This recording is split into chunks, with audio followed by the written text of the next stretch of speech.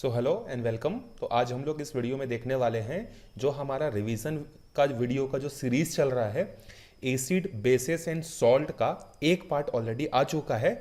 ये उसके रिवीजन का जो है सेकंड पार्ट है। ये जो नोट्स है ये मैंने टेलीग्राम चैनल पे आपके लिए डाल दिया है। आप वहां से जाके इसको डाउनलोड कर सकते हो और वहां से इसको नोट डाउन भी कर सकते हो या इसी पीडीएफ से आप कंटिन्यू पढ़ाई भी जो है कर सकते हो। ये जो पीडीएफ ये लास्ट मोमेंट में आपको एग्जाम के पहले जो है क्या करेगा, बिल्कुल हेल्प करेगा। किस चीज के लिए हेल्प करेगा? आपके रिवीजन के लिए, ठीक है, याद रखने के लिए। क्योंकि इसमें पूरे चैप्टर्स को मैंने एकदम से जो है क्या किया, जो जो इंपॉर्टेंट चीजें हैं उसको मैंने यहाँ पर जो है पॉइंट्स के फॉर्म में लिख दिया हुआ है। आपको कहीं और अलग से जाने की जरूरत नहीं पड़ेगी। अब आगे बढ़ते हैं। देखो, importance of pH in every day life. हमारे डेली लाइफ में पीएच वैल्यू जो है किस तरीके से इफेक्ट करता है या किस तरीके से उसकी इंपॉर्टेंस होती है। सो पहला पॉइंट हम लोग देखते हैं यहां पर, pH change and survival of animal. देखो किस तरीके से our body works well within a narrow pH range of 7 to 7.8। हमारा जो बॉडी है ना, हमारा बॉडी का जो पीएच वैल्यू है, जो नॉर्मल अगर हमारी बॉडी फंक्शनिंग कर रही है तो हमारे बॉडी को नॉर्मल फंक्शनिंग करने के लिए पीएच की जो वैल्यू होती है वो 7 से लेकर 7.8 तक जो है क्या होती है, इसी रेंज में रहती है। ठीक है। अच्छा, अगर हमारी बॉडी के अंदर में पीएच वैल्यू 7 से कम हो गई या 7.8 से ज्यादा हो गई तो दोनों ही चीजें हमारे बॉडी के लिए जो है एक्सेप्टेबल नहीं है। दोनों ही चीजें हमें क्या करेगी, प्रॉब्लम क्रिएट करेगी। जैसे आप लोग देखे होंगे कि जिस दिन आप लोग ज्यादा कोई एसिडिक चीज खाते हो उस दिन आपको एकदम अजीब सा फील होता है, आपको ऐसा लगता है कि वोमिटिंग होने वाली है जब आप ज्यादा खट्टा खा लेते हो। उसी तरीके से जब आप ज्यादा बेस वाली चीज खा लेते हो उस दिन भी आपको वोमिटिंग जैसा फील होता है। तो हमारा बॉडी जो होता है एक पर्टिकुलर रेंज 7 से लेकर 7.8 के बीच में जो है अच्छे से पीएच को क्या करता है, फंक्शन जो है करता है। कम होगा तो हमारे बॉडी को दिक्कत होगा, ज्यादा होगा तो भी हमारे बॉडी को क्या होगा, प्रॉब्लम जो है होता है। Second, when the pH of rain water is less than 5.6, it is known as acid rain। आपको एग्जाम ये भी पूछ सकता है कि what is acid rain। तो जब हमारे पास जो रेनफॉल होता है, जो रेन वाटर होता है, उसकी पीएच वैल्यू अगर 5.6 से कम हो गई तो उसी रेन को हम लोग क्या बोलते हैं, एसिड रेन जो है बोलते हैं। और एसिड रेन के लिए कौन कौन से चीजें जो है रिस्पॉन्सिबल होती है, सल्फर डाइऑक्साइड और नाइट्रोजन डाइऑक्साइड। ये जो दोनों चीजें होती है, दोनों गैसें जो होती हैं, ये रिस्पॉन्सिबल होती हैं एसिड रेन के लिए। और एसिड रेन का इफेक्ट क्या होता है, एसिड रेन के कारण हमें स्किन का कैंसर हो सकता है। ये भी आप नोट डाउन कर सकते हो कि इंपैक्ट क्या होता है एसिड रेन का। एसिड रेन के कारण स्किन का कैंसर हो सकता है। और आप लोग सुने होंगे कि जो हमारा आगरा का जो ताजमहल है, वो ताजमहल का जो पहले जो कलर था वो प्योर व्हाइट था क्योंकि मार्बल से बना हुआ था। लेकिन अब क्या हो रहा है, अब ये दिक्कत हो रही है कि अब उसका जो कलर है ना, वो कलर क्या होते जा रहा है, चेंज होते जा रहा है। क्यों? क्योंकि उसके आसपास बहुत सारी फैक्ट्रीज हैं और बहुत सारी फैक्ट्रीज जब हैं तो बहुत सारे फैक्ट्रीज हैं तो वहां पर क्या होगा, वहां से बहुत सारी गैसेस निकलेंगी। जब बहुत सारी गैसेस निकलेंगी तो क्या होगा, गैस निकलेगी तो वहां से जो है सल्फर डाइऑक्साइड, इस तरीके की चीजें जो है निकलेंगी। और वही चीज क्या करेगा, हमें बाद में जाकर जो है एसिड रेन होगा। और इसी एसिड रेन के कारण से क्या होता है, एसिड रेन के कारण से जो है कलर जो है चेंज होना चालू हो जाता है। ठीक है। Third, when this acid rain flows into rivers, it lowers the pH of the river water, making the survival of aquatic life difficult। जब यही एसिड रेन क्या होता है, बहकर रिवर में चले जाता है या सी में चले जाता है या ओशन में चले जाता है, तो जो उसमें एक्वेटिक एनिमल्स जो होती हैं, जैसे कोई भी एक्वेटिक एनिमल, चाहे फिश हो चाहे मेंढक हो, कोई भी चीज हो, उसको पानी में रहना है तो एक पर्टिकुलर पीएच वैल्यू पे चाहिए। एक पर्टिकुलर पीएच वैल्यू पर ही वो सर्वाइव कर सकता है। लेकिन जब एसिड रेन फ्लो होकर जाता है तो इसके कारण से क्या होता है, वाटर जो होता है एसिडिक हो जाता है, जिससे एक्वेटिक एनिमल्स की जो लाइफ होती है वो खराब हो जाती है और बहुत सारे एक्वेटिक एनिमल्स जो होते हैं वो मरने लगते हैं। ठीक है। तो ये तो हो गया एनिमल्स पर किस तरीके से इफेक्ट करता है। अब आगे देखते हैं pH in our digestive system. हमारे डाइजेस्टिव सिस्टम में किस तरीके से होता है। Our stomach produces hydrochloric acid. ये भी आपको याद रखना है कि हमारे स्टमक के अंदर में कौन सा एसिड मिलता है, हाइड्रोक्लोरिक एसिड मतलब HCl, which helps in the digestion of food without harming the stomach. हमारे जो खाना है या हमारा जो फूड है जो हम अपने बॉडी के अंदर में इंटेक करते हैं उसको बिना किसी प्रॉब्लम के डाइजेस्ट करने में सबसे बड़ा इंपॉर्टेंट रोल प्ले करता है कौन, हाइड्रोक्लोरिक एसिड जो होता है, ये इंपॉर्टेंट रोल प्ले करता है। ठीक है। Sometime excess acid is produced in the stomach which cause indigestion, ठीक है। कई बार क्या होता है, हम लोग लालच के कारण से जो है अपना फेवरेट कोई सब्जी बना है या फेवरेट कोई डिश बना है तो उसको हम लोग ज्यादा खा लेते हैं। तो जब हम ज्यादा खा लेते हैं तो हमारा जो स्टमक होता है उसको डाइजेस्ट करने के लिए ज्यादा अमाउंट में HCl प्रोड्यूस करता है, और जब ज्यादा अमाउंट में जो है क्या करता है, HCl प्रोड्यूस करता है, तो वो डाइजेशन जो होता है वो इनडाइजेशन जो है हो जाता है, हमें वोमिटिंग होने लगते हैं, हमारा तबीयत जो है खराब होना चालू हो जाता है। To get rid of this pain bases called antacids are used. और अगर हमारा पेट दर्द हो रहा है ज्यादा एसिडिक खाने के कारण तो हम उसके लिए क्या यूज करते हैं, एंटासिड्स जो है यूज करते हैं। एंटासिड्स क्या होते हैं, हमारे बॉडी में जो है एसिड का प्रोडक्शन ज्यादा हो गया, अब उसको न्यूट्रलाइज करना है, तो एसिड को न्यूट्रलाइज करने के लिए क्या चाहिए, आपने रिएक्शन पढ़ा है कि नहीं, एसिड को अगर न्यूट्रलाइज करना है तो उसको बेस देना पड़ता है। तो बेस हम लोग क्या करते हैं, चूना खाकर करते हैं या कोई टेबलेट वगैरह खाते हैं, मतलब वो एक तरीके से बेस होता है, और बेस को जब इंटेक करते हैं तो हमारे बॉडी के अंदर में जो एक्सेस अमाउंट में एसिड प्रोड्यूस हुआ है वो एसिड क्या हो जाता है, रिड्यूस हो जाता है, कम हो जाता है। Antacids are a group of mid bases which reacts with the excess acid and the neutralize it। वही बात बोल रहा है कि जब हम लोग क्या करते हैं, एंटासिड्स खाते हैं तो उसके कारण से क्या होता है, एक्सेस जो HCl जो प्रोड्यूस हो गया रहता है, ज्यादा अमाउंट में हाइड्रोक्लोरिक एसिड जो प्रोड्यूस हो गया रहता है उसको वो कम करता है। Commonly used antacids are magnesium hydroxide. ये आपको याद रखना है, जो आप खाते हो ना टेबलेट, जो मीठा मीठा लगता है, वही टेबलेट जो होता है किसका बना होता है, मैग्नीशियम हाइड्रोक्साइड का बना होता है, या सोडियम बाइकार्बोनेट जो है खाने का सोडा जिसको हम लोग बोलते हैं। तो इसको आप क्या कर सकते हो, कंज्यूम कर सकते हो, जिससे आपका क्या होगा, स्टमक का जो पेन है वो क्या हो जाएगा, रिड्यूस हो जाएगा, ठीक है। अब आगे आते हैं, pH change cause of tooth decay. अब हमारे जो दांत होते हैं कई बार वो क्या होने लगते हैं, डीके होने लगते हैं। तो टूथ डीके का जो रीजन होता है वो क्या होता है, देखो, tooth decay starts when the pH in our mouth falls below 5.5। अगर हमारे माउथ में, देखो हमारे माउथ में बहुत सारे जो होते हैं सलाइवा होता है, सलाइवा मतलब लार होता है, उसका भी एक फिक्स्ड पीएच होता है, और उसका पीएच कितना होता है, 5.5 के आसपास होता है। लेकिन किसी भी रीजन से हम अगर हमारे माउथ का जो पीएच है वो 5.5 से अगर डाउन हो गया, तो 5.5 से अगर डाउन हो गया तो अब हमारा जो दांत है वो क्या होने लगेगा, वो गिरने लगेगा। क्यों, देखो, tooth enamel is made up of calcium phosphate which is the hardest substance in our body.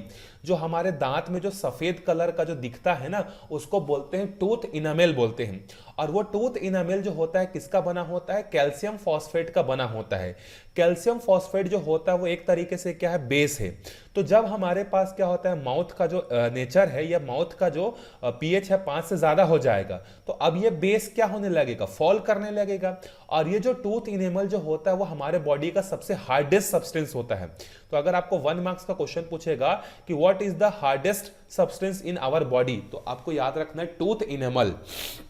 ये जो टूथ एनिमल होता है यही क्या होता है, जब पीएच की वैल्यू 5.5 से कम होने लगती है तो ये कोरोड होना चालू हो जाता है। यही अगला पॉइंट दिया, देखो, it is insoluble in water but gets corroded when the pH in the mouth falls below 5.5।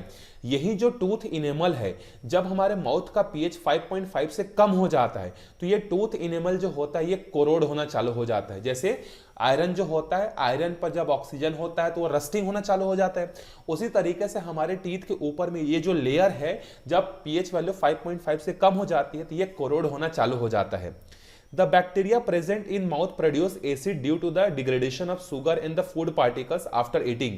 और जब हम लोग खाना खाते हैं तो खाना खाने के बाद जैसे आपको बोला जाता है कि ब्रश किया करो, ब्रश नहीं करने से क्या होता है, देखो, जब हम खाना खाते हैं तो हमारे माउथ के अंदर में जो बैक्टीरिया होते हैं ना, वो बैक्टीरिया क्या करते हैं, इसी एसिड का प्रोड्यूस करते हैं। अब जब ज्यादा एसिड प्रोड्यूस होगा तो पीएच की वैल्यू कम होगी। हमें पता है कि नहीं, जो सबसे ज्यादा स्ट्रॉन्ग एसिड होता है उसका पीएच कम होता है, फिर उससे जो कम होता है उसका पीएच ज्यादा होता है।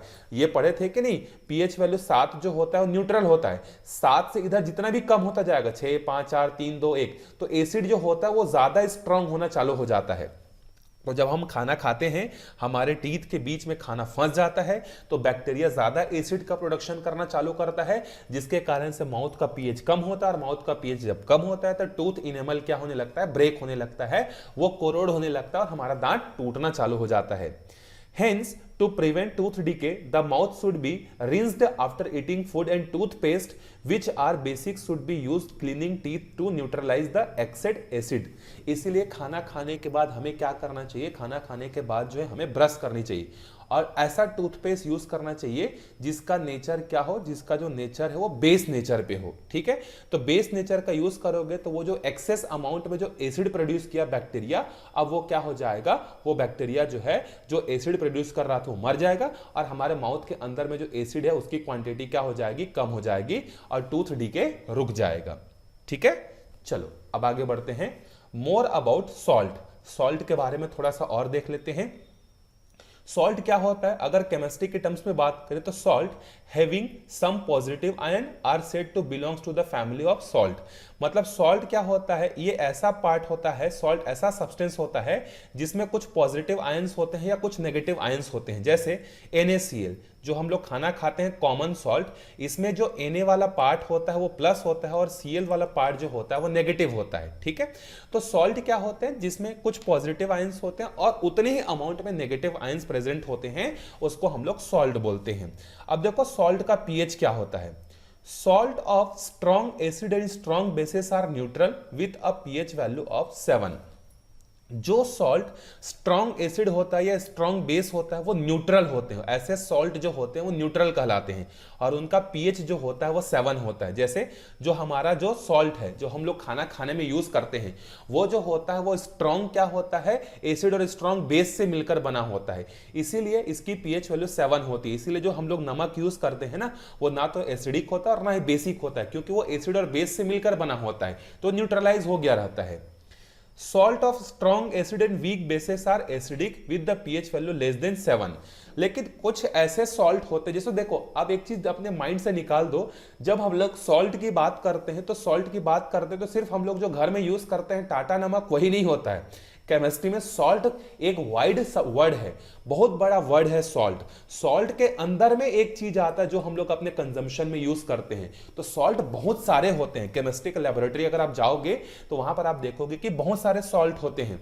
तो कुछ सॉल्ट ऐसे होते हैं जिनका जो पीएच वैल्यू होता है वो 7 होता है, जिसको न्यूट्रल बोलते हैं। कुछ होते हैं जो कि एसिडिक नेचर उनमें ज्यादा होता है, जैसे अमोनियम क्लोराइड। अमोनियम क्लोराइड एक सॉल्ट है और इसका पीएच वैल्यू 6 होता है। कुछ ऐसे भी होते हैं जैसे सोडियम कार्बोनेट, जिसका जो बेस नेचर होता है वो ज्यादा होता है। ठीक है, तो आपको सॉल्ट 3 तरीके के मिलेंगे। एक वो होगा जिसका पीएच वैल्यू 7 होगा, कुछ सॉल्ट ऐसे होंगे जिनका पीएच वैल्यू 7 से कम होगा, कुछ सॉल्ट ऐसे होंगे जिनका पीएच वैल्यू 7 से ज्यादा होगा। अब देखते हैं हम उसमें से एक कॉमन सॉल्ट का एग्जाम्पल। अब देखो कॉमन सॉल्ट जो होता है इसका केमिकल फॉर्मूला क्या होता है, NaCl। ये आपसे एग्जाम में पूछ सकता है कि what is the chemical formula of common salt, तो NaCl। और इसका केमिकल नाम क्या होता है, केमिकल नाम होता है सोडियम क्लोराइड और फॉर्मूला क्या है, NaCl। Common salt is a neutral salt and can be prepared in the laboratory by the reaction of sodium hydroxide and the hydrochloric acid। ये बहुत ही नाम में ही कॉमन लगा है, देखो तो इसको बनाना क्या होता है, आसान होता है। आप लैब में जाओगे वहां पर सोडियम हाइड्रोक्साइड लेगे और उसमें हाइड्रोक्लोरिक एसिड को मिक्स करोगे तो आपको क्या मिलेगा, सॉल्ट मिल जाएगा और वहां से वाटर के मॉलिक्यूल्स जो है आपको बाहर मिलेंगे। ठीक, अब देखो कॉमन सॉल्ट का यूज क्या है। It is an important raw material for produce a daily uses such as sodium hydroxide, baking soda, washing soda and bleaching powder। इन सब के प्रोडक्शन में कॉमन सॉल्ट का जो है यूज जो है किया जाता है। ठीक, अब आगे देखते हैं सोडियम हाइड्रोक्साइड। सोडियम हाइड्रोक्साइड मतलब NaOH। कई बार एग्जाम में पूछ देता है कि सोडियम हाइड्रोक्साइड जो होता है वो कैसे बनाया जाता है, लैब में एक फ्लो चार्ट बनाकर समझाओ और केमिकल रिएक्शन को लिखो। तो यही चीज हम लोग यहां पर देखते हैं सोडियम हाइड्रोक्साइड के बारे में। Sodium hydroxide is produced by the electrolysis of the aqueous solution of sodium chloride called brim.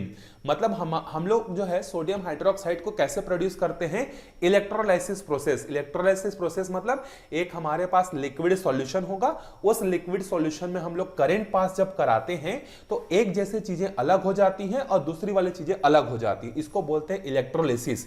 तो इलेक्ट्रोलाइसिस मतलब लिक्विड में करंट को पास कराने के कारण मतलब दो अलग अलग कैटेगरी वाले जो होते हैं वो अलग अलग डिफरेंशिएट हो जाते हैं, तो उसको क्या बोलते हैं हम लोग, इलेक्ट्रोलाइसिस बोलते हैं। ठीक है, अब इलेक्ट्रोलाइसिस में लिक्विड जो सॉल्यूशन होता है वो कौन सा होता है, सोडियम क्लोराइड का होता है। सोडियम क्लोराइड मतलब NaCl जो नमक होता है, और जब नमक जो होता है सॉलिड फॉर्म में होता है तो उसको सॉल्ट बोलते हैं। NaCl के सॉलिड फॉर्म को सॉल्ट बोलते हैं, लेकिन NaCl जब लिक्विड फॉर्म में होता है ना तो इसको क्या बोलते हैं, इसको हम लोग ब्राइन बोलते हैं, ये याद रखना। तो ब्राइन क्या होता है, कॉमन सॉल्ट ही होता है, लेकिन उसका फॉर्मेट कैसा रहता है, लिक्विड होता है। तो जब हम लोग क्या करते हैं, देखो ये जो है सोडियम क्लोराइड को लेंगे लिक्विड फॉर्म में, उसमें इलेक्ट्रोलिसिस मतलब करंट पास कराएंगे तो क्या होगा, देखो यहां पर दिया है the process is called chlor alkali process because of the produced form chlor from chlorine and the alkali from sodium hydroxide. Sodium hydroxide बनाने का जो प्रोसेस होता है ना उसको क्लोर अल्कली बोलते हैं। क्लोर क्यों बोलते हैं, क्योंकि क्लोरीन होता है तो क्लोरीन से क्लोर ले लेते हैं, और हाइड्रोक्साइड से जो है, हाइड्रोक्साइड क्या होता है, बेस वाले होते हैं, तो उससे अल्कली ले लेते हैं। बेसिस को ही तो अल्कली बोलते हैं ना, जो पानी में नहीं घुलते हैं। तो बेसिकली देखो हमारे पास डायग्राम क्या होगा, हमारे पास एक बर्तन है, उस बर्तन में हमने क्या किया, सोडियम हाइड्रोक्साइड को जो है यहाँ पे प्रोड्यूस होगा, वो बना है। तो पहले एक बर्तन लेंगे, उस बर्तन में हम क्या डालेंगे, लिक्विड सोडियम क्लोराइड डालेंगे, जिसको हम लोग नमक बोलते हैं। एक इलेक्ट्रोड डालेंगे और दूसरा इलेक्ट्रोड, एक जो इलेक्ट्रोड होता है उसको एनोड बोलते हैं, और जो नेगेटिव वाला होता है उसको क्या बोलते हैं, कैथोड वाला पार्ट बोलते हैं, और पॉजिटिव वाले को एनोड बोलते हैं। मतलब दो रॉड इसमें डालेंगे और इसमें इलेक्ट्रिसिटी पास कराएंगे बैटरी के थ्रू या किसी भी तरीके से। तो इसमें क्या होगा, जो सोडियम क्लोराइड है ना, वो क्या होगा, सोडियम क्लोराइड और वाटर, क्योंकि सोडियम क्लोराइड कैसे बना, हम लोगों ने पानी लिया, पानी में नमक को डाल के घोल दिया, तभी तो हमें सोडियम क्लोराइड का सॉल्यूशन मिलेगा ना भाई। नमक जो होता है जनरली वो तो सॉलिड फॉर्म में होता है, तो हम लोग नमक को पानी में डालते हैं तो ब्राइन बनते हैं। तो जब इसमें करंट पास करते हैं ना, तो देखो क्या रिएक्शन होता है, NaCl और वाटर जो होते हैं वो मिक्स फॉर्म में होते हैं। जैसे ही करंट पास होता है तो यहां से क्या होता है, सोडियम हाइड्रोक्साइड अलग हो जाता है, और हाइड्रोजन गैस और क्लोरीन गैस जो होते हैं वो एक एक इलेक्ट्रोड से क्या होने लगते हैं, बाहर निकलने लगते हैं। तो आपको एग्जाम में ये भी याद रखना है कि कैथोड वाले पार्ट से जो है हाइड्रोजन गैस निकलते हैं, और एनोड वाले जो पार्ट्स होते हैं वहां से क्लोरीन गैस जो है बाहर निकलता है। अब वापिस से मैं इसको समराइज करके बताता हूं सोडियम हाइड्रोक्साइड कैसे बनता है। हम क्या करेंगे, पानी लेंगे, उस पानी में नमक को डाल देंगे और उसको घोल देंगे, उस पर दो इलेक्ट्रोड डाल देंगे, एक पॉजिटिव वाला रहेगा, एक नेगेटिव वाला रहेगा। जैसे ही करंट पास कराएंगे तो वहां से क्या होगा, हाइड्रोजन गैस और क्लोरीन गैस बाहर निकल जाएंगे, और जो बचेगा वो हमारा क्या होगा, सोडियम हाइड्रोक्साइड जो है होगा। ठीक है, अब आगे देखते हैं हम लोग। नेक्स्ट जो है इंपॉर्टेंट चीज वो है ब्लीचिंग पाउडर। ब्लीचिंग पाउडर क्या होता है, bleaching powder is manufactured from chlorine gas. हम लोग क्या करते हैं, देखो कैल्शियम हाइड्रोक्साइड को लेते हैं, और कैल्शियम हाइड्रोक्साइड का रिएक्शन हम लोग करा देते हैं किसके साथ, क्लोरीन के साथ। तो जो बनता है CaOCl2, इसको बोलते हैं ब्लीचिंग पाउडर, और पानी जो है निकलता है। और ब्लीचिंग पाउडर जो है देखो कैसे बनता है, it is produced by the action of chlorine on dry scaled lime.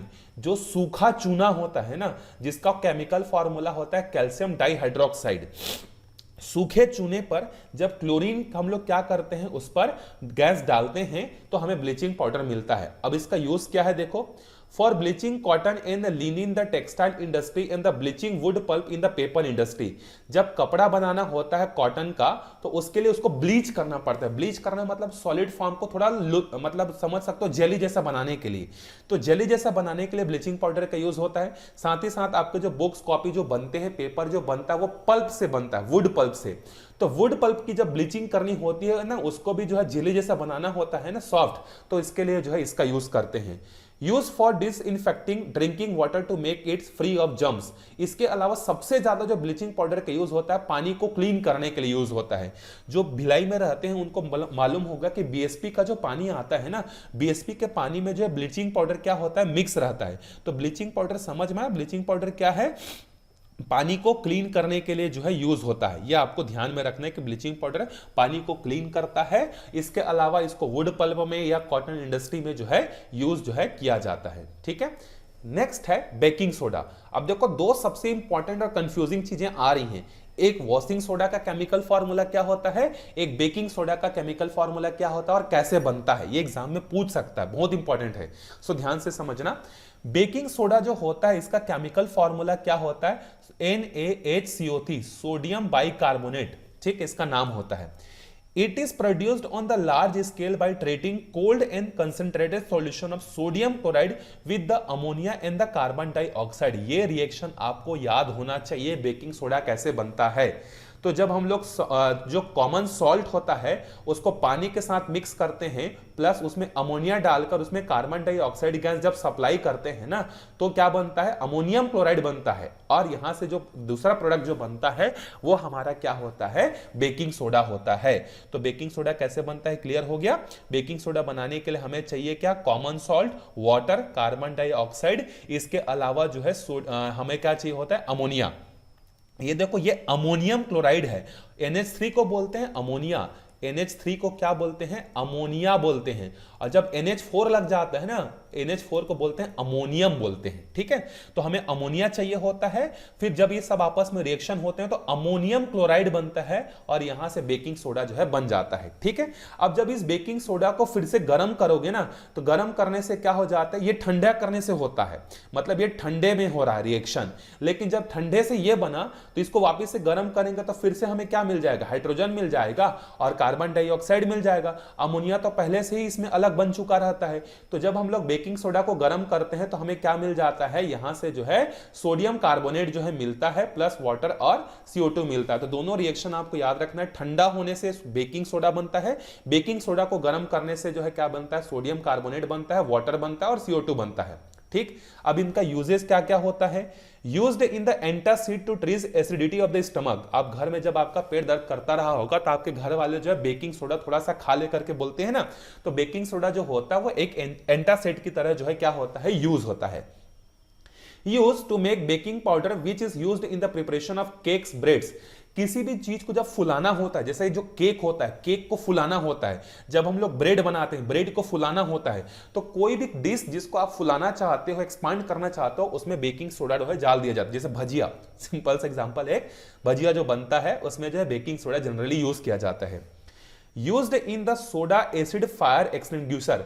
जो फायर एक्सटिंग्विशर होता है, आग बुझाने वाले जो डिवाइसेस होते हैं या आग बुझाने वाले जो गैसेस होते हैं, उनमें भी जो है ये यूज किया जाता है। तो आपको केमिकल फॉर्मूला याद रखना है, बनता कैसे और इसका यूज क्या है, अच्छे से याद रखना है। दूसरा है वॉशिंग सोडा। अब देखो वॉश कहां पे करते हैं, पानी में, तो आपको याद रखना है इसका केमिकल फॉर्मूला क्या होता है, सोडियम कार्बोनेट इनटू 10H2O। तो पानी में रहता है इसलिए H2O आता है, ऐसे याद रख सकते हो। ठीक है, अब ये बनेगा कैसे, देखो, sodium hydrogen carbonate on heating decomposes to give sodium carbonate with the release of the hydrogen gas, recrystallization of the sodium carbonate produces washing soda. अब देखो हमारे पास पहले बेकिंग सोडा रहेगा, बेकिंग सोडा को गर्म करेंगे तो क्या बनेगा, सोडियम कार्बोनेट बनेगा। इस सोडियम कार्बोनेट को जब पानी के साथ फिर से रिएक्शन कराते हैं तो हमें क्या मिलता है, वॉशिंग सोडा जो है मिलता है। तो वॉशिंग सोडा को बनाने से पहले हमें क्या बनाना पड़ता है, बेकिंग सोडा जो है हमें बनाना जो है पड़ता है। अब देखते हैं इसका यूज क्या होता है। Used in the glass, soap and paper industries. जब ग्लास बनाना होता है, सोप बनाना होता है, पेपर इंडस्ट्री में इसका यूज होता है। Employed in the manufacture of sodium compound such as borax. Borax एक कंपाउंड होता है, आगे आप क्लास 11-12 में पढ़ोगे कि बोरेक्स क्या होता है डिटेल में। तो बोरेक्स के प्रोडक्शन में जो है इसका यूज जो है क्या होता है, किया जाता है। ठीक है, तो आपको याद रखना है। अब नेक्स्ट देखते हैं हम लोग, अगला टॉपिक है हमारा वाटर ऑफ क्रिस्टलाइजेशन। क्या होता है crystallization of water, water molecule which form a part of structure of crystal are called water of crystallization. जब हम लोग क्या करते हैं, पानी को जो है क्या करते हैं, पानी को हम लोग ठंडा करते हैं या उसको गर्म करते हैं या कुछ भी रिएक्शन कराते हैं, तो जब हम उसका रिएक्शन कराते हैं तो उसके ना कुछ क्रिस्टल बनते हैं। इन्हीं क्रिस्टल्स को क्या बोला जाता है, वाटर ऑफ क्रिस्टलाइजेशन जो है कहा जाता है। The salt which contain water of crystallization are called hydrate salt. ऐसे सॉल्ट जिसमें वाटर के क्रिस्टल होते हैं या वाटर के मॉलिक्यूल होते हैं उनको हाइड्रेटेड सॉल्ट जो है बोला जाता है। इसको बस आप थोड़ा सा समझ लो, ये ज्यादा इंपॉर्टेंट है नहीं, वैसे आप चाहो तो इसको इग्नोर भी कर सकते हो। अब हम लोग आते हैं इसको इग्नोर करके, आप चाहो तो उसको पढ़ भी सकते हो, नोट्स भी कर सकते हो। सबसे इंपॉर्टेंट है प्लास्टर ऑफ पेरिस। ये एग्जाम में पूछता है कि प्लास्टर ऑफ पेरिस का केमिकल फॉर्मूला क्या होता है। इवन आपको वाइवा में भी पूछा जा सकता है कि बताओ भाई केमिकल फॉर्मूला क्या होता है, बेकिंग सोडा का, वॉशिंग सोडा का, प्लास्टर ऑफ पेरिस का, जिप्सम का क्या फॉर्मूला होता है। इस तरीके के क्वेश्चन आपको पूछे जा सकते हैं। तो देखते हैं plaster of Paris. Plaster of Paris is prepared by heating gypsum at 373 kelvin. जब हम लोग जिप्सम को क्या करते हैं 100 डिग्री सेल्सियस पर, केल्विन में वो कितना होता है 373 केल्विन, इसी को डिग्री सेल्सियस में बोलेंगे तो 100 डिग्री सेल्सियस में जब गर्म करते हैं तो क्या होता है, जिप्सम में जो वाटर के मॉलिक्यूल्स होते हैं वो बाहर निकल जाते हैं, और जब बाहर निकल जाता है जिप्सम में से पानी, तो जो बचा हुआ जिप्सम का दूसरा पार्ट होता है उसी को प्लास्टर ऑफ पेरिस बोलते हैं। जैसे जिप्सम का फॉर्मूला क्या है, CaSO4.2H2O, मतलब एक जिप्सम के मॉलिक्यूल में जो है दो मॉलिक्यूल क्या रहता है, वाटर रहता है, लेकिन जब इसको गर्म करेंगे तो ये जो वाटर है वो वेपर बन के उड़ जाएगा। तो अब हमारे पास क्या बचेगा कि ये जो CaSO4 और हाफ H2O, दो मॉलिक्यूल पानी का था, लेकिन अब कितना बचेगा, आधा मॉलिक्यूल ही बचेगा और 1.5 क्या हो जाएगा, निकल जाएगा, बाहर निकल जाएगा। तो इसको बोलते हैं calcium sulphate hemihydrate, chemical formula, और इसको जनरल किस नाम से जानते हैं, प्लास्टर ऑफ पेरिस। तो प्लास्टर ऑफ पेरिस का फॉर्मूला पूछा जाएगा तो CaSO4.12H2O, और जिप्सम का फॉर्मूला पूछा जाएगा तो CaSO4 और 2H2O। ठीक है, अब देखो इसका यूज क्या होता है, used in hospital as a plaster for supporting fracture bones in the right position. अगर आपका कभी हाथ या पैर या आपके घर वालों को किसी का हाथ या पैर टूटा होगा तो देखे होंगे कि जहां पर टूटा होता है उसके ऊपर में जो है व्हाइट कलर का एक लेयर चढ़ा दिया जाता है, उसी को बोलते हैं हम लोग क्या, प्लास्टर ऑफ पेरिस। तो बोन्स वगैरह जो टूटी हुई होती हैं उनको ठीक करने के लिए जो है यूज किया जाता है। Used as a fire proofing material, अगर हमें कोई फायर प्रूफ मटेरियल बनाना है तो फायर प्रूफ जिसमें आग ना लगे ऐसे चीजों को बनाने के लिए भी जो है हम लोग प्लास्टर ऑफ पेरिस का यूज करते हैं। इसके अलावा स्टेच्यू वगैरह बनाने के लिए भी जो है आजकल प्लास्टर ऑफ पेरिस का जो है यूज किया जाता है। ठीक है, अब आगे देखते हैं कुछ और पॉइंट्स जो हमें रिमेंबर होने हैं। The negative part of salt comes from the base and it is known as basic radical, and the positive part comes from acid and it is known as acidic radical. अब आपसे exam में यह पूछा जा सकता है कि what is basic radical and acid radical। तो जब किसी सॉल्ट का जो नेगेटिव वाला पार्ट है जब वो बेस से आता है तो उसको बोलते हैं बेसिक रेडिकल, और जब किसी सॉल्ट का पॉजिटिव वाला पार्ट जो है अगर एसिड से आता है तो उसको बोलते हैं एसिडिक रेडिकल। आपको पता है कि नहीं, सॉल्ट में एक पॉजिटिव पार्ट होता है, एक नेगेटिव पार्ट होता है। ठीक, अब देखो सॉल्ट जो होता है वो एसिडिक भी हो सकता है, बेसिक भी हो सकता है, न्यूट्रल भी हो सकता है। हमने देखा एग्जांपल कि जो कॉमन सॉल्ट होता है उसकी पीएच वैल्यू 7 होती है, फिर अमोनियम वाला जो होता है उसकी पीएच वैल्यू 7 से कम हो जाती है, कैल्शियम वाले की जो है क्या होती है 7 से ज्यादा हो जाती है। तो सॉल्ट जो होते हैं अलग अलग टाइप्स के होते हैं। ठीक, तो यह रहा आपका एसिड बेस और सॉल्ट का जो है इंपॉर्टेंट टॉपिक्स और इसके रिवीजन। आप पीडीएफ डाउनलोड कर लीजिएगा। इसके बाद हम लोग साइंस के दूसरे चैप्टर का रिवीजन करेंगे, उसके भी नोट्स आपको टेलीग्राम में मिलेंगे, प्लस एसएसटी के भी मिलेंगे।